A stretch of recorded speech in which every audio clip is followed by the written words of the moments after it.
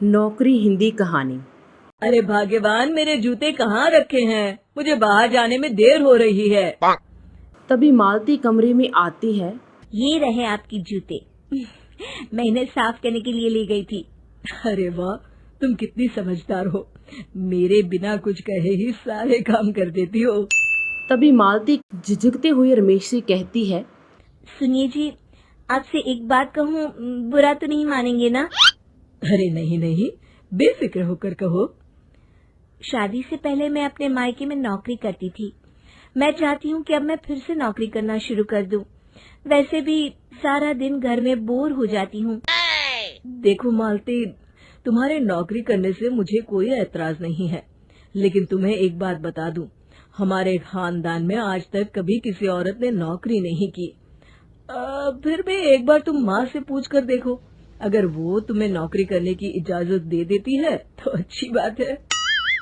रमेश वहाँ से चला जाता है। फिर उसी शाम मालती अपनी सास के पैर दबा रही होती है। तभी उसकी सास मालती से कहती है, अरे क्या बात है बहू, आज तो ठीक तरह से मेरे पैर नहीं दबा रही। किसी ख्याल में खोई पड़ी है क्या? मैं भी तो जानूं आखिर बात क्या है। दरअसल वो माँ जी। अरे हाँ हाँ बोलो, इतना सोच क्यों रही हो? माँ जी, अगर आप बुरा न माने तो मैं नौकरी करना चाहती हूँ। घर के काम करने के बाद मेरे पास काफी वक्त बच जाता है। मालती की यह बात सुनकर उसकी सास गुस्से में कहती है, अरे बहू, तेरी तबीयत तो ठीक है ना? आज ये कैसी बहकी बातें कर रही है? भला हमारे खानदान में आज तक कभी किसी औरत ने नौकरी की है जो तू नौकरी करने की बात कर रही है? हैं? अरे बहू, तू क्या रिश्तेदारी में हमारी नाक कटाना चाहती है? जितना जल्दी हो सके अपने दिमाग से नौकरी का भूत उतार दे। और अब जा, जल्दी से रसोई में जा, खाना बनाने का वक्त हो रहा है। मालती मन मारकर खाना पकाने के लिए रसोई घर में चली जाती है। अगले दिन। नमस्ते माँ जी, कैसी हैं आप?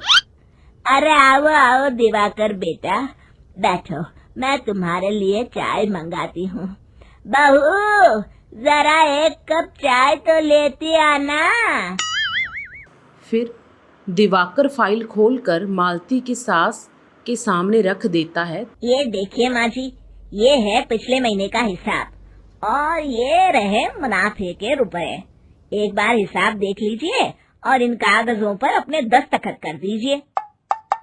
अरे दिवाकर बेटा, मैंने भला आज तक कभी तेरा हिसाब देखा है जो अब देखूंगी? ला बता, कहाँ दस्तखत करूं?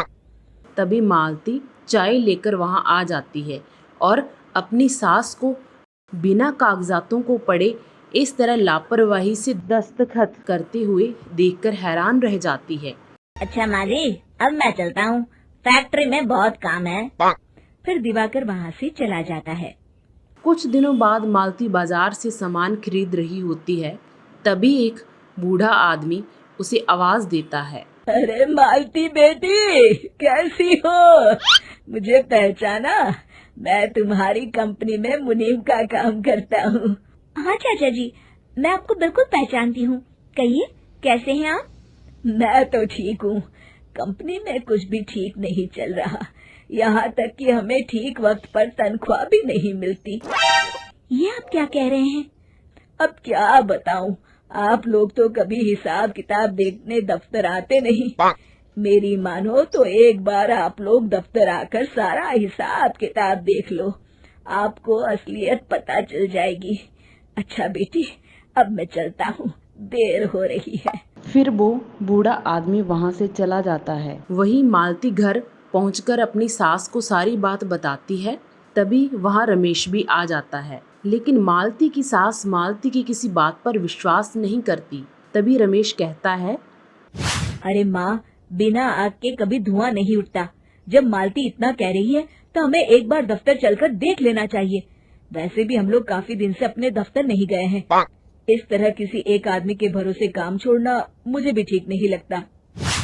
अगले दिन सभी वो अपने दफ्तर पहुंच जाते हैं और सीधे दिवाकर के कैबिन में जाते हैं। अचानक सबको एक साथ देखकर दिवाकर चौंक जाता है। माँ जी, आप सब लोग अचानक यहाँ कैसे आ गए?